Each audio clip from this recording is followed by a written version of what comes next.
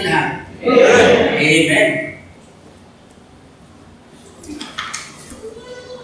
Yan, una po, congratulations po sa ating pastor, Ate Pim, sa Flores family po, ano po, sa kanilang bagong bahay. Kaya po natin pinag-pray yan, amen? Diba? So, ano po yan? Answered prayer. Tama? So, lahat po ba tayo masaya? Nakikiselebrate po ba tayo lahat? Ayan. Kailangan po lahat po tayo bumati. Ano po? Yan po ay kabutihan ng Diyos. Diba? Na pinapakita. Imagine after 30 years. Diba? After 30 years. Ngayon, natupad na yung prayer natin para sa Kanya na magkaroon ng sariling bahay. Na matatawag na sa kanila. Amen? It's something na dapat i-celebrate. Okay? Dapat tayo lahat matuwa. Diba? May ganun na nabigay ang Diyos. At tapat ang Diyos. Diba? Sa kanyang pangako. Hindi niyo mababayaan yung kanyang mga tao. Amen? At yung pag-usapan po natin, ano po? Faithfulness. Yan. Pakibukas po kayo sa akin sa aklat po ng Proverbs, chapter 20, verse 6.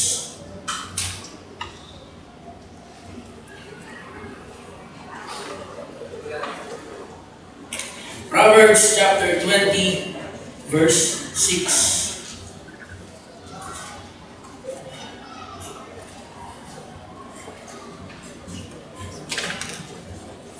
Sabi po natin basahin. Ready? Read. Most men will proclaim everyone his own goodness, but a faithful man who can find. Tayo may manalangin. Hindi po tayo nang nakakalimutan. Manaming Diyos, muli po, Lord, salamat po sa pribilehiyo, pagkakataon, Panginoon, na makapag-aral, makapakinig po ng salita. Nawa po, Panginoon, kayo po'y mag-usap sa bawat isa. Kayo po, Panginoon, kumatok sa puso, O Lord, isipan ng bawat narinito. O God, hirapin gumamit sa inyong lingkod. O Lord, upang maging daluyan ng mga salita at pagpapala po mula sa iyong salita. We pray, O Lord, na wala pong maging hadlang. Bawat isa po ay nakafocus, O Lord, sa sasabihin mo through your words. We pray, O God, na ito po, Panginoon, ay maging masaming handog, O Lord, sa inyong pong harapan. In Jesus' name we pray. Amen. Yan. So, kaya po dito, yung question, dun sa dulo, ng sentence na yan, sa verse, sabi po dyan, but a faithful man who can find. Man, let's talk about yung faithful, yung word of faithful. Yan po yung ating title. A faithful man who can find. Sino makakahanap ng isang tapat na tao, na lalaki o babae? A faithful man. So faithfulness, di ba? Ang faithfulness, pag pinag-usapan natin yung faithfulness, una natin isip Diyos. God is faithful. Tama? Yung kung regalo sa ating pastor, yung kabutihan sa bawat isa, yun yung faithfulness ng ating Panginoon. Diba? It is not what God does, but it is who He is. Tama? Ito yung Diyos, siya yung tapat na Diyos. Amen? Bukod sa ilang mga katangian ng ating Diyos, di ba? Na holy, di ba? Omniscient. Ito po yung isa sa katangian ng ating Diyos, faithful. Diba? Sa labas, I mean sa labas, sabihin po sa mga hindi ligtas, it's a controversial na, or isang rare na usapin, ang paghaharap ng isang faithful na tao. Faithful na asawa, na partner. Diba? Sa labas, hindi mo yan matatagpuan. Pero dito po sa atin, bilang isang church, ito po yung inaasahan sa atin. Bilang isang Kristiyano. Isang pagiging faithful o tapat. Amen? And if we truly desire to be faithful, ito po yung ating desire, na maging faithful. Pero kung nahanap natin yung pagiging faithful, hindi po tayo magkukumpara sa ibang tao. Our standard should not be other men or women. Siya faithful, siya yung gagayahin. Hindi. Sino po yung ating standard ng ating Panginoong Jesus?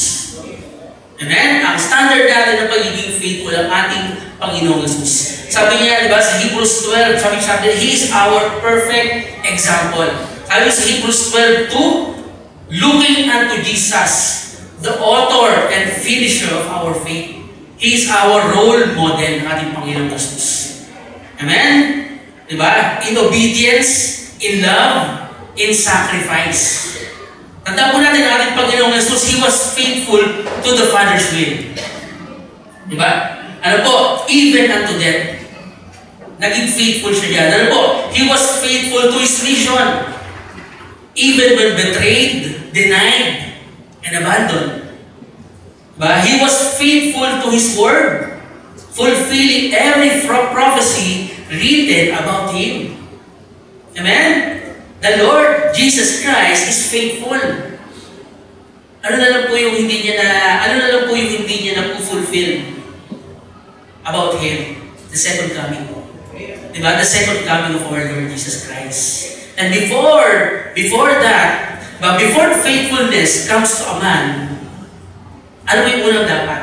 Na maging tayo. Kailangan alam mo, pag namatay ka sa langit ka pupunta. And before ka maging faithful, kailangan una, dapat ligtas ka. Sino po bang bisita dito? Meron po kayong bisita? Ayan, welcome po, nanay. Ano po? Meron po kayong purpose na pagpunta dito. Maaring nahiya kayo sa nag-imbita. Diba? Kaya sumama kayo. Maaring meron kang dinadala kasi gusto mong malumuwag ang iyong pakiramdam. Maaring gusto mong magbawas ng kasalanan. Sabi ko sa dati nating relihiyon, pupunta ka ng church para magbawas ng kasalanan. Pero iba, nanay, ganyan po kayo ha, iba yung purpose ng Diyos sa inyo ngayon. Ano po yung purpose niya? Ang buhay, gusto niya malaman niyo ang buhay natin magsina. Amen? Importante po, ano yung, saan ka pupunta pag namatay ka? Yung kaluluwa natin, yung po yung eternal. Ang tanong po sa inyo, sigurado ka ba pag namatay ka sa langit ka pupunta? Kung ang sagot po doon ay hindi, yun po yung purpose, bakit po kayo narito? Gusto ng Diyos, masigurado mo na pag namatay ka, kung sakali man, paglabas mo dyan, sigurado mo, sa langit pupunta ang iyong kaluluwa. Amen? Kasi po yung unang talagang importante kailangan malaman. Bago ka maging faithful, kailangan ligtas ka. Paano po? Diba? Aminin mo, ikay makasalanan. Tama? Hindi ka karapat dapat doon sa heaven. Kaya lagi natin naririnig pa sa soul winning, hindi ako sigurado. Bakit? Kasi on our mind, hindi ko pwede ron, makasalanan ako eh. Taminin mo yun, ay naamin naman natin lahat tayong makasalanan. Pero, mabuti ang Diyos. Mahal po kayo ng Diyos. Mahal na mahal kayo ng Diyos. Bakit? Sinubo niya ang kanyang butong anak na si Kristo Jesus. Amen? Upang mamatay, magbayad ng kasalanan na dapat ikaw yung magbabayad. Baka kailangan mo lang gawin, sumampalataya ka sa Kanya. Sampalatayanan mo na yung ginawa niya sa Romans 10:9. Diba? Kung sasabihin mo ng iyong bibig na si Kristo ang Panginoon, diba? At siya'y namatay, siya'y binuhay na mabalik mula sa mga patay. Ibig sabihin, yung ginawa niya sa krus ay sapat na para maligtas ka. Yun ang sampalatayanan mo. Hindi yung gawa mo, hindi yung religiyon, kundi yung ginawa niya. Sapat na yun para maligtas ka. Yung dugo niya na binuo, sapat na yun para maligtas ka. Wala nang ibang paraan para maligtas. So yun po, nanay, ate, yun po yung gusto ng Diyos, yun yung purpose, bakit po kayo natin dito. Gusto niya, masigurado, na sa langit kayo pupunta at namatay kayo. At mamaya po may kakausap sa inyo. Amen? Sa atin po, 99-98% na naririto ay nagpo-profess na siya ay ligtas. Tama po ba? Yeah. Amen? Taas mga po ng kamay, sino pong ligtas? Pag namatay sila lang pupunta. Amen? Diba? 99-98%. Diba? Blessing na po yan. Tama? Diba? So, uwi na tayo. Diba? Meron pong gusto ng Diyos na malaman sa inyo. Meron pong gusto ng Diyos, hindi matapos ang Diyos sa iyo. Amen? Gusto niya maging faithful ka. Diba? At ang ating larawan, ang ating mirror ay ang ating Panginoong Yesus. Diba? Siya ay faithful. Gusto natin maging katulad niya. Amen? And before we talk about how faithfulness should look in us, we have to see why aren't as faithful as God, who is our example. Bakit hindi nga ba tayo kasing faithful katulad ng Panginoong Yesus? Sa labas, natural lang, hindi sila faithful. Diba? You don't expect na hindi ligtas ay magiging faithful sa iyo. Diba? Sa mga kabataan natin, diba? Bakit ligawin? Isingin ko lang. Bakit maligawin yung mga kabataan babae natin? At bakit poging-pogi yung mga babae sa labas sa mga naandirito? Bakit? Bakit? Kasi iniisip nila you're faithful. Amen? Kung maghanap sila ng faithful, dito sila kukuha. Kaya gusto ng kaaway na kunin kayo, dahil kayo sa labas. Amen? Kasi lahat sila doon unfaithful. Bakit? You cannot expect them to be faithful kasi hindi sila ligtas. At yun ang gusto ng Diyos para sa atin. Lahat tayo maging faithful dito. Amen? Diba? Ito po, sabi po dito, again, but a faithful man who can find. Sino makakatagpo ng isang faithful na tao? Sabi po dito, next po natin. Sabi po dyan, ito po, it's a strong message. Sabi dito, you will not be a good father, a good Christian, a good teacher, a good preacher, until you are a faithful man. Do you agree? Hindi ka magiging mabuting tao. Hindi ka magiging mabuting, di ba, ama, asawa, Christian, teacher, preacher, kung hindi ka faithful. Amen? Di ba? Kasi po, sabi ko sa 1 Corinthians 4:2. Ayan, pagkakas po. 1 Corinthians 4:2. Sabi po diyan, moreover, it is required in stewards that a man be found faithful. Focus po sa word na required. Hindi po yan suggestion. Bilang steward, di ba, ng ating Panginoong Jesus, bilang katiwala ng lahat ng binigay sa atin ng ating Panginoon, hindi po yan option. Required, it is required. Moreover, it is required in stewards that a man be found faithful. Amen? You can't be a good father without faithfulness. A faithful father provides stability, dependability. He keeps his promises. He's present, consistent, anchored in God's Word. Paano kung magiging mabuting o tapat na tatay kung hindi ka faithful sa ating? Amen? Ano po? You can be a good teacher without faithfulness. A Sunday school teacher. But a faithful teacher not only imparts his knowledge, but lives what he teaches. Hindi ka magiging mabuting teacher kung yung itinuturo mo, hindi mo isinasabuhay.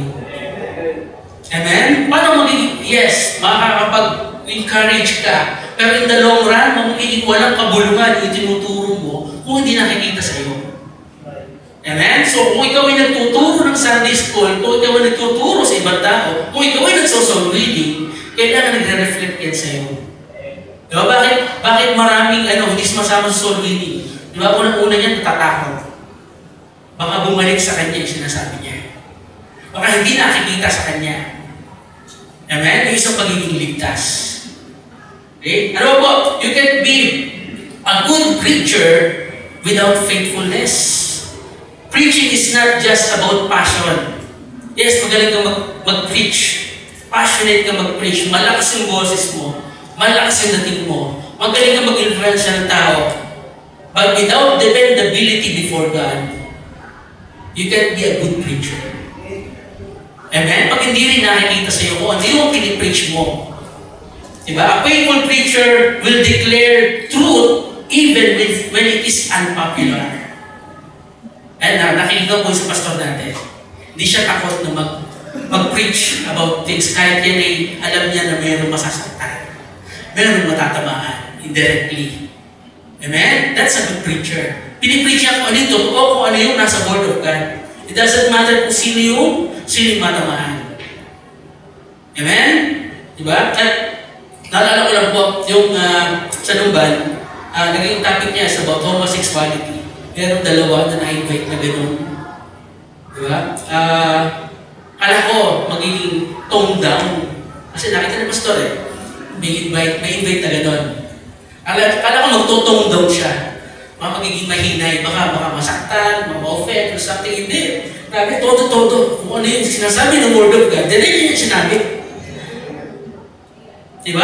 Kala ko mag-walk out, nakatingin ako sa nasa likod. Kala ko mag-walk out kasi diba, sobrang strong. At siyempre, strong kasi yun yung sinasabi ng Bible. Hindi mo siya pwedeng, diba? Hindi mo siya pwedeng sugarcoat. Kasi yun straightly, yung sinasabi ng Biblia about it. At talagang, diba? Talagang sobra na he really is a good preacher, yung ating pastor. Diba? So, po, without faithfulness, we cannot be this man. We cannot be a good father, Christian, teachers, preachers without faithfulness. Amen? Ay.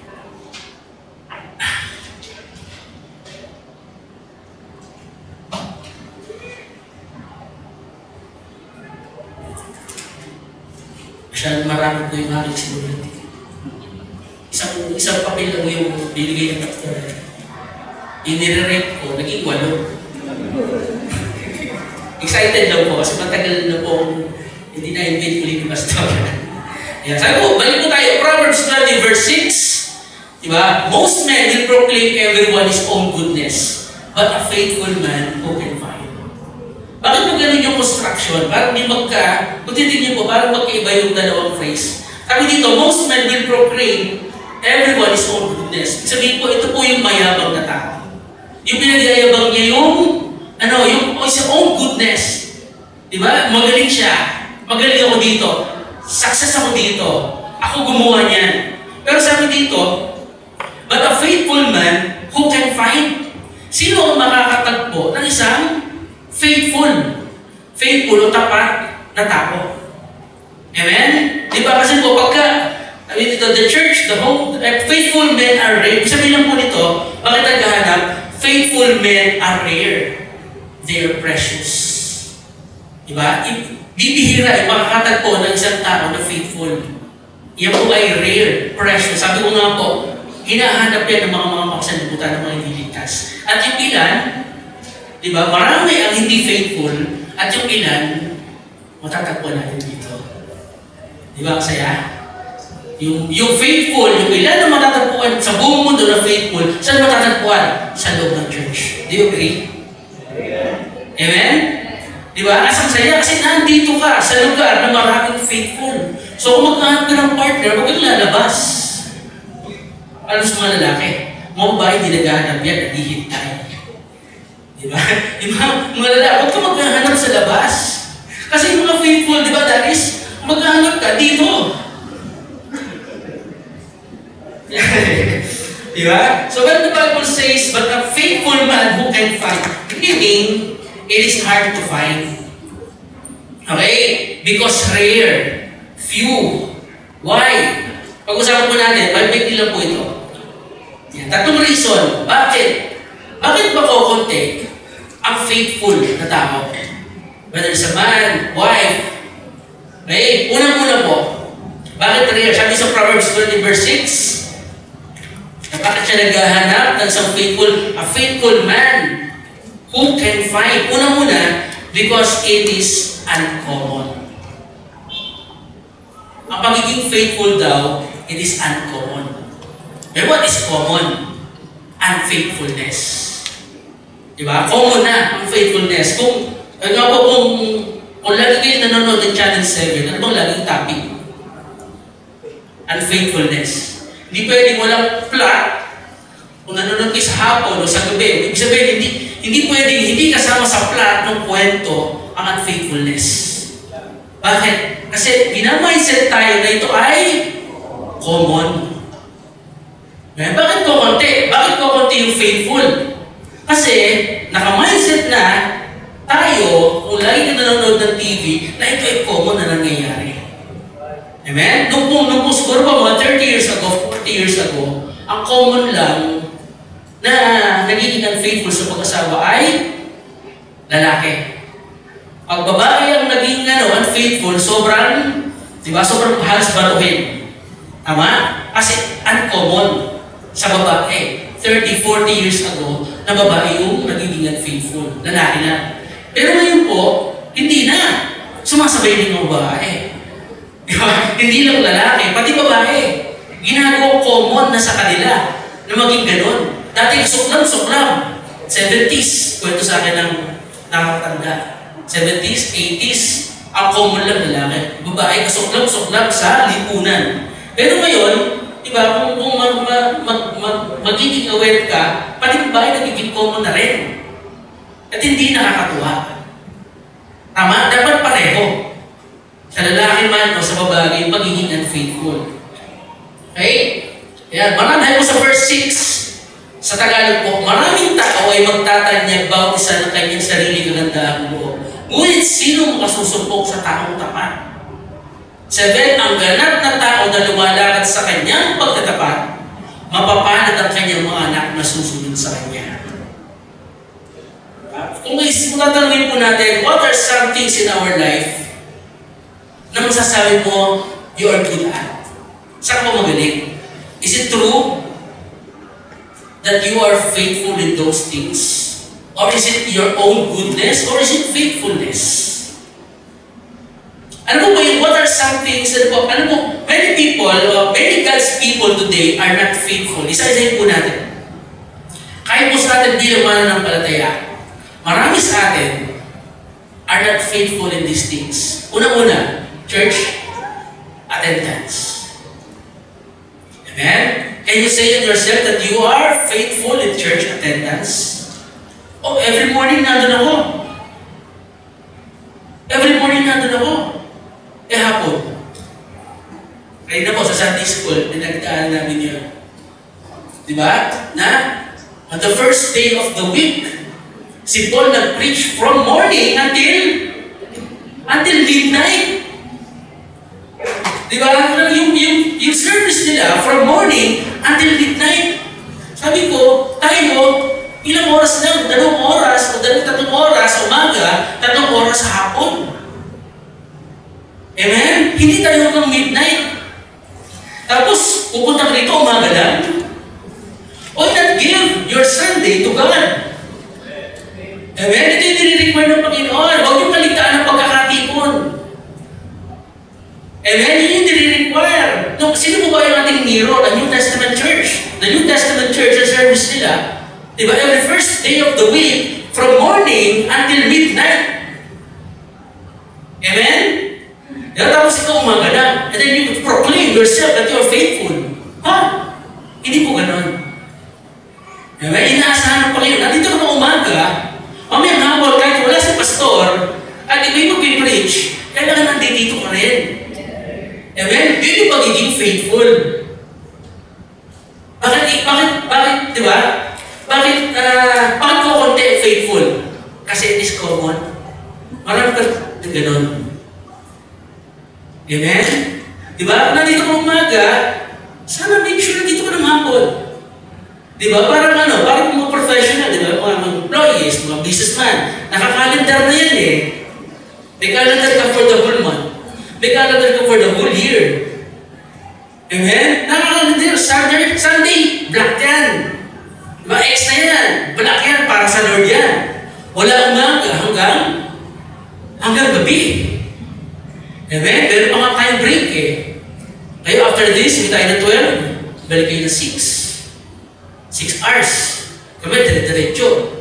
8 to 10, 8 to 10:30, tapos balik kami ng 2. Hanggang 4. Amen?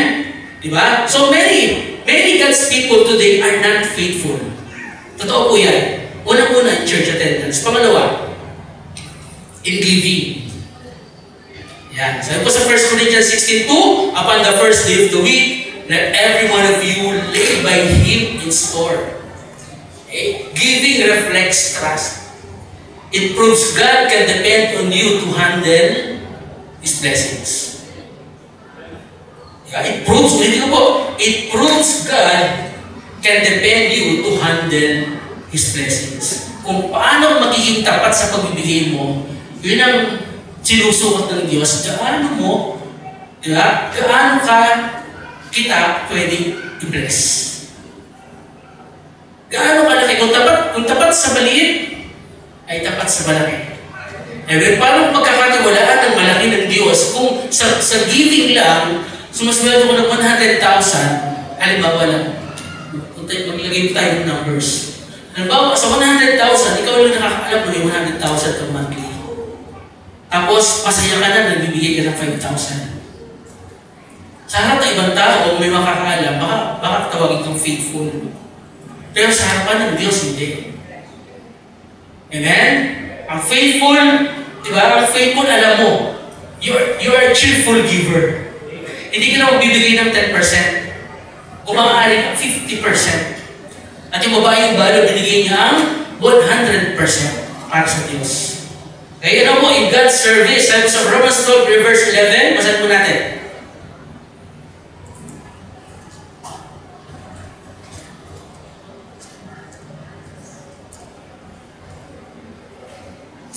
Romans 12, verse 11, not slothful in business, fervent in spirit, serving the Lord. Yan. Many God's people today are not faithful in God's service. Diba? Marami po nagsisimula. Many are start serving, but few stay faithful. Marami muna naligtas, excited mag-soul winning. Tapos, later on, ilang buwan, ilang taon, wala na sa soul winning. Diba? Very few stay faithful. Faithfulness means finishing your ministry. Kailan mo matatapos yung ministry natin? Okay, boy, hanggang kailan matatapos yung ministry natin? Hanggang kaya mo. Hanggang makakapagsalita ka din sa una. Hanggang makapagtuturo tayo sa Sunday school. Hanggang makakatok ka ng bahay. Ang makapagsosoul winning ka, doon mo tatapos ang ministry mo. Pero hanggang nakakatayo ka, nakakapagsalita ka, hindi matatapos ang ministry natin. Amen? Marami po tumigil, marami ang naglaylo. Amen? Diba? It is faithfulness. It is not just starting with excitement. God values consistency more than capability. Maraming may talent, para ilan lang ang nagagamit ng Diyos. Ano po, many people, many God's people, sabi ko dyan, ng ating pastor, many God's people today are not faithful in declaring God's word or community. Marami. Diba? Kasi po, kung lahat tayo faithful sa pag-soul winning, kulang yung 2 buwan. Tama po ba? Kulang yung 2 buwan. Baka kailangan natin 5. Bukod pa yung sasakyan natin. Marami sa atin may sasakyan. Amen? Ano po?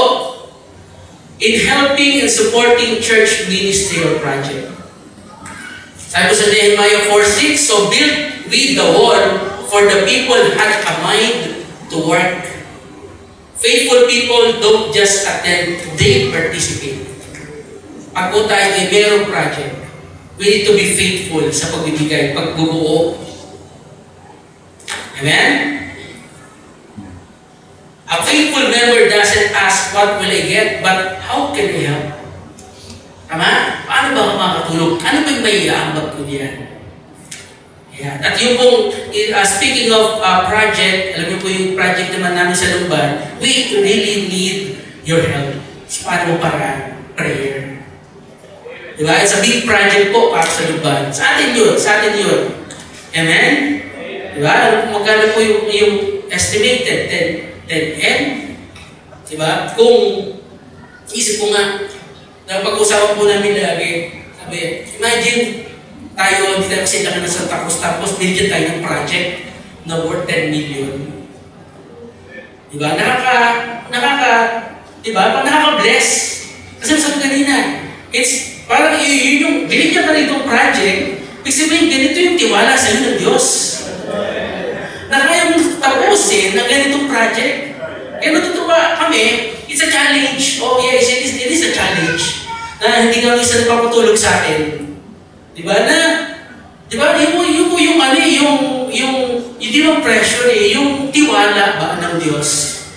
Na natukonti kami, diba? Hindi lang ganun, ilang pamilya lang, pero pinagkatiwala kami ng project na ganitong kalaki. Ibig sabihin, kaya ng Diyos na i-bless pa na kami na ganitong kalaki. Diba kasi wala naman ibang paasahan, wala ibang mag-provide, wala ibang magpuput ng ganitong kalaking halaga, kundi kami. Amen? If you help, siyempre, thankful kami. Thanks to God. Pero kami yun, it's a project of Lumban. Kasi yung church na Lumban.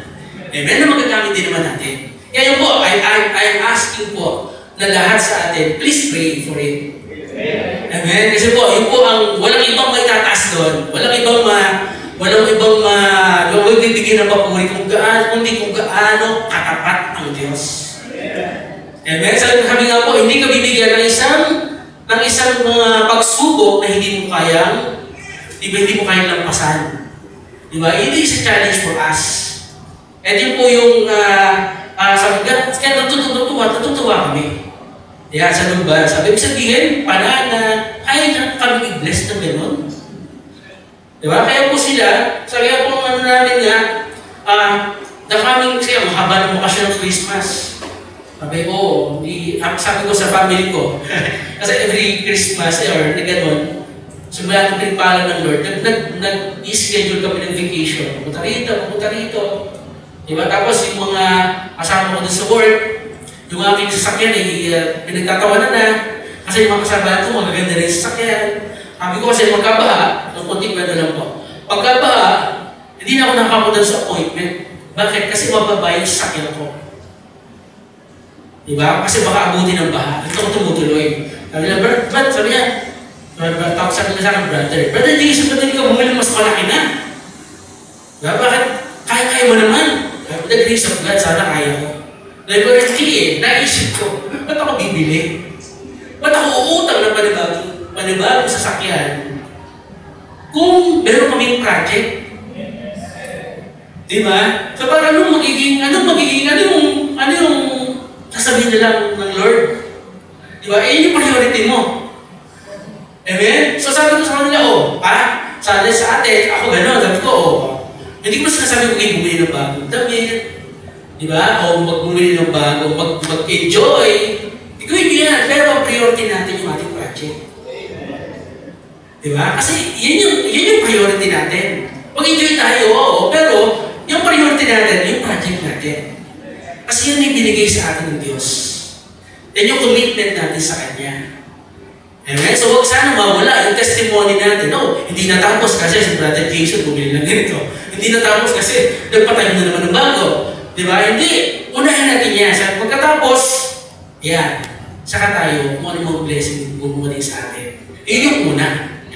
Amen? Kasi we strive to be faithful. Kasi faithful ang Lord. Amen? At gusto niya, mag-reflect sa atin kung ano yung faithfulness na mayroon ng ating Panginoon. Amen? Pangalawa po. Una, because it is uncommon. Pangalawa, because Psalms 12, verse 1 to 2.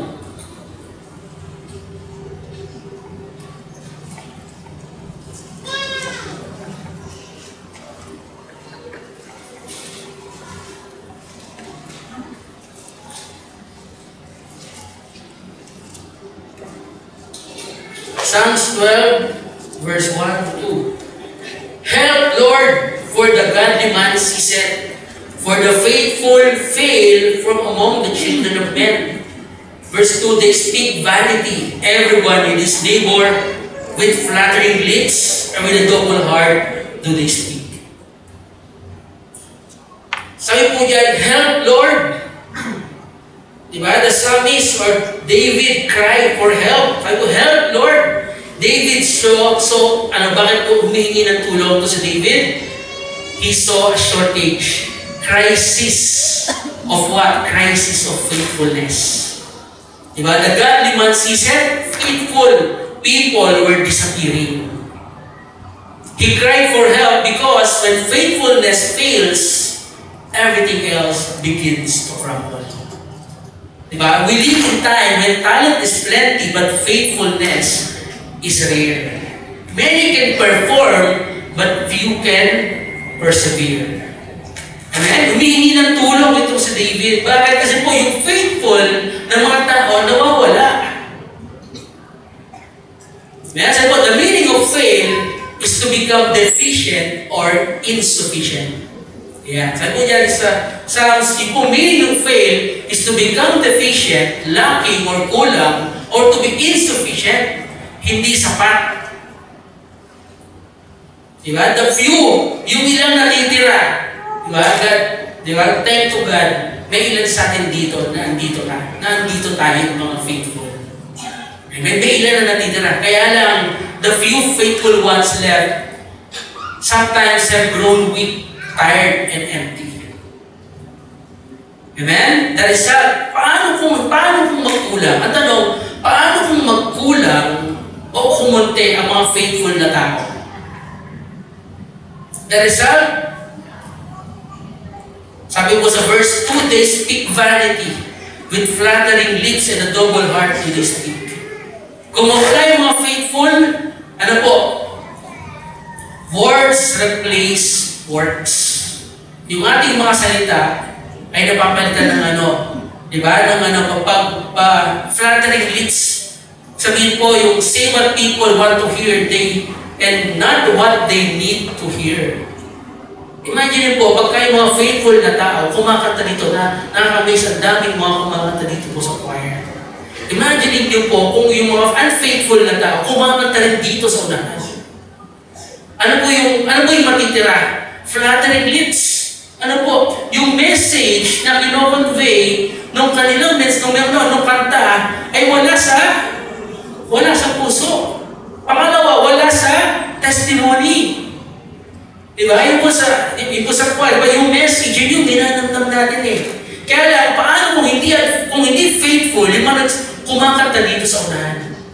Nagiging flattering lips. Sabi mo sa verse 2. And a double heart do they speak. Diba? When people double heart, they speak one thing, they sing one thing, but they speak another. Amen? Diba? So, nakakalungkot pagka po dumating sa punto na kumunti na yung mga taong faithful kahit dito sa church. Amen? Churches weaken when faithful people stop trying. Yun po yung bakit po kumukunti, bakit marami, bakit common ang unfaithfulness. Bakit we stop trying. Amen? We need to strive hard sa pagiging faithful. Amen? When faithfulness becomes deficient, the whole body of Christ suffers.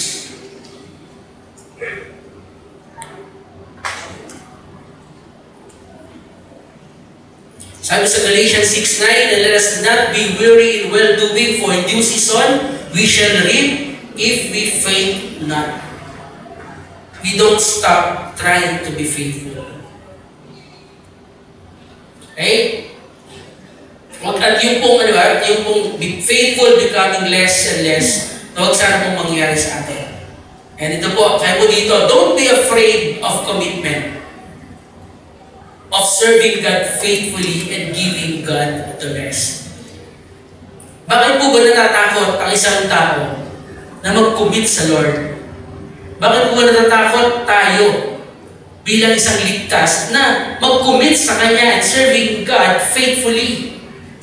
Bakit tayo natatakot sumama faithfully sa soul winning? Kasi maapektuhan yung mga personal na ginagawa mo.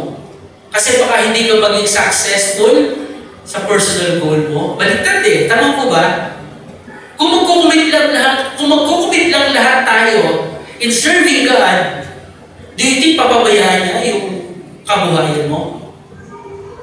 Do you think magiging less ka sa ginagawa mo? Magiging ineffective ka sa mga ginagawa mo sa buhay? Hindi. Kung magiging faithful ka sa ating Panginoon, I'm sure magugulat ka kung gaano katapat ang Diyos. Diba? Na ibabalik ko naman yung ibibigay mo sa Kanya. Amen? Diba? So let us not stop trying to be faithful. Yan. Alam ko po, it's a big word. Being faithful to God, to your ministry, to the church. It's a big word. Pero sa atin po, bilang isang ligtas, tayo po isang bago na nilalang. Amen? Yung dating bagay, yung dati mo kinatatakot, lumipas na, nawala na. Ngayon, ikay isang bago na. So, huwag kang magtatakot na mag-commit sa Lord. Amen? Diba? So, huwag kang matatakot na, tatanggi ka sa isang trabaho kasi mayroong Sunday. Huwag kang matatakot na hindi uli makahanap ng panibagong trabaho. Amen? Huwag kang matatakot na, mawawala yung ministry mo, hindi ka na makakapag-practice ng choir kasi mayroong ganitong pagkakataon, magkakaroon ka ng trabaho. Huwag kang matakot na sundin ng Diyos. Huwag kang matakot na i-continue mo yung ministry na pinagkaloob sa'yo ng Lord. Amen? Tandaan po natin, huwag kang matakot na maghirap. Huwag kang matakot na, di ba, na masaktan. Huwag kang matakot na minsan mag-alala, wala kang makain. Because God is faithful. Amen? Ano naman kung in your lifetime, hindi ka magkaroon ng sarili sa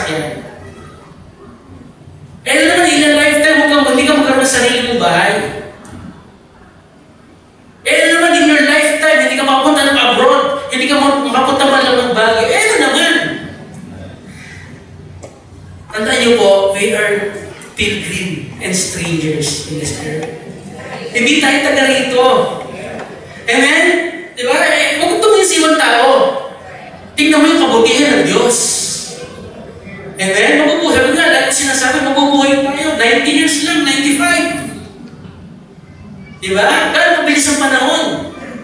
Diba? Parang naalala ko, nasa Ubay pa lang ako ngayon. Tagal mo yun. Nasa Ubay ako, patakbo-takbo doon. Patampas yung isaw sa baha. Na-enjoy namin dati yung baha. Diba? Pero ngayon, 45 na ako. At yung panganay ko, 19 years old na. Sabi ko, ang bilis ang panahon. Amen? So bakit ka ba magsa-self-pity na wala kang mga bagay na yan? Eh, temporary lang naman yan. Amen? Ba't ka maingit sa iba? Meron ganito, at pinapapala ka ng Lord. Amen? Di ba nandito ka? Wala kang sakit. Nakapasok ka dito. Walang inuubo. Tama? Oo. Eh, yung flu, sa Maynila, ang dami. Eh, ngayon, wala akong nakikita inuubo. Wala akong nakikita inahantok. Kasi lahat tayo healthy. We're all blessed. Eh, ba't ka matatakot mag-commit sa Lord? Amen? Di ba, huwag tayo matakot mag-commit sa Lord. Eh, ano kung di mo ma-achieve yung mga material na bagay na yan? Sandali lang yan. Di ba, ano ipunin natin? Ipunin natin yung, sabi nga, mag-ipon tayo ng kayamanan saan? Doon sa langit. Doon may enjoy yan in eternity. Amen? Doon di mansion ka. Baka mas maganda yung mansion, di ba, ni Kenneth kaysa sa akin. Baka mas maganda yung mansion, di ba? Di Kuya Boyet kaysa sa atin. Kasi nag-iipon sila dito ng kayamanan doon sa langit. Ang harvest doon sa langit. Kung dito ay bless ka, praise God, salamat sa Lord. Amen? Di ba? Pero kung hindi, huwag ka mag-alala. Kasi ang pinangako ng Diyos, dito, ibibigay mo yung wants, needs. Needs! Ibibigay niyo yung needs mo. Hindi ka mag-ihirap. Sabi nga, sa Psalms, wala pang nakita na naging tapat na pinabayaan ng Diyos at namalimos ng pagkain. Amen? Kasi ibibigay niya yung needs mo. Pakakainin ka ng Lord. Yan yung mga, diba? Sa niya pinangako yung kayamanan. Sa niya pinangako yung crown. Naghintay saan? Sa langit. Amen? So, huwag tayong matatakot mag-commit sa Panginoon. Diba? Don't stop trying to be faithful to our God. Amen? Diba? Ano yung pangatlo po? Pangatlo po at uli.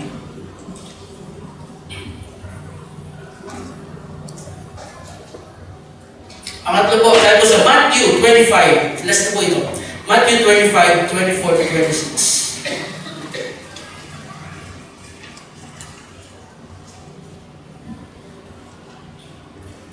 Matthew 25, 24. Then he which had received the 1 talent came and said, Lord, I knew thee that thou art an hard man, reaping where thou hast not sown, and gathering where thou hast not strawed, and I was afraid, and went and hid thy talent in the earth. Ito po yung parable ng talent. Para sa marami, ganito po yung marami. Even God's people, ganito daw yung marami. And it is common.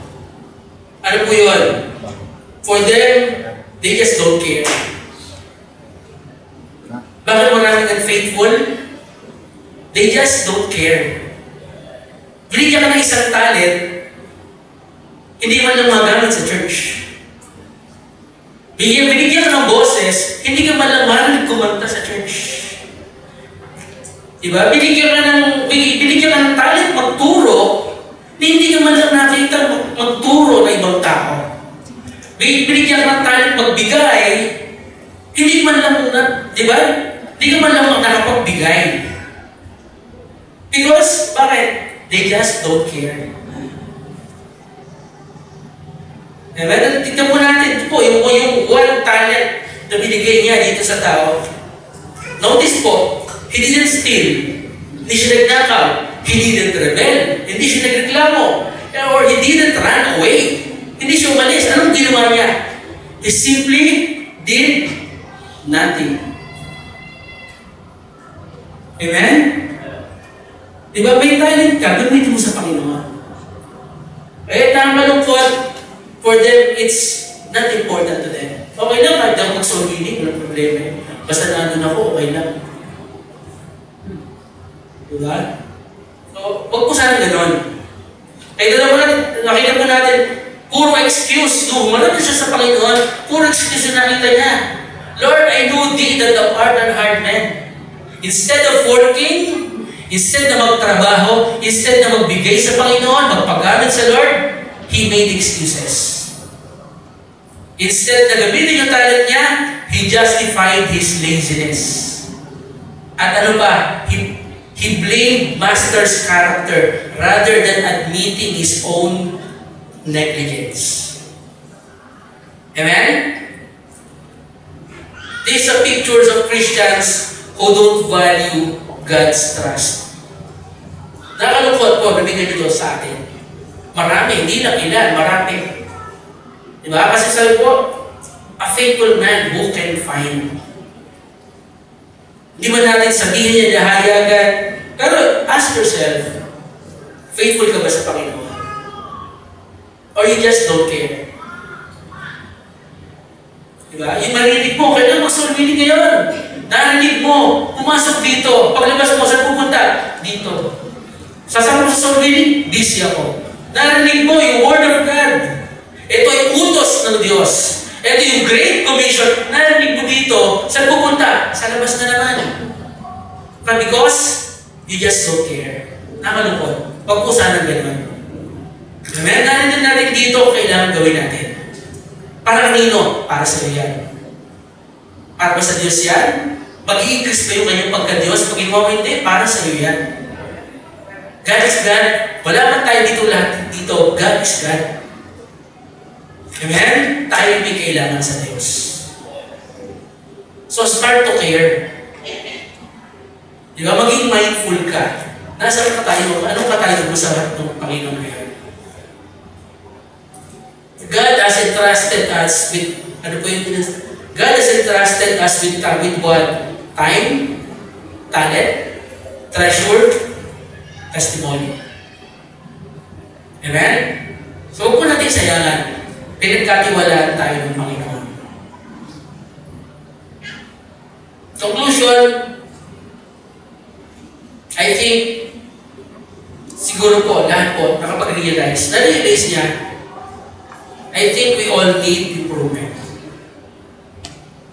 Tama po ba? We need improvement. Yes, faithful ako in some things, pero hindi ako faithful in other things. Diba? Ito yung panahon para ma-realize mo, hihingin ng Lord maging faithful ka. Kailangan maging natin, we're not faithful sa maraming bagay. Pero hindi natatapos po yun sa realization. Unfaithful ka. Unfaithful tayo. Kailangan magtapos po yun sa action. Maybe today we have seen some hindrances that keep us from being as faithful as we are capable of being. It takes hard work. It takes faith to be faithful. Mahirap po yan. Pero by God's grace, ito po yung gusto ng Lord. Tayo maging faithful. Diba? Hindrances, some are not faithful because they don't even try anymore.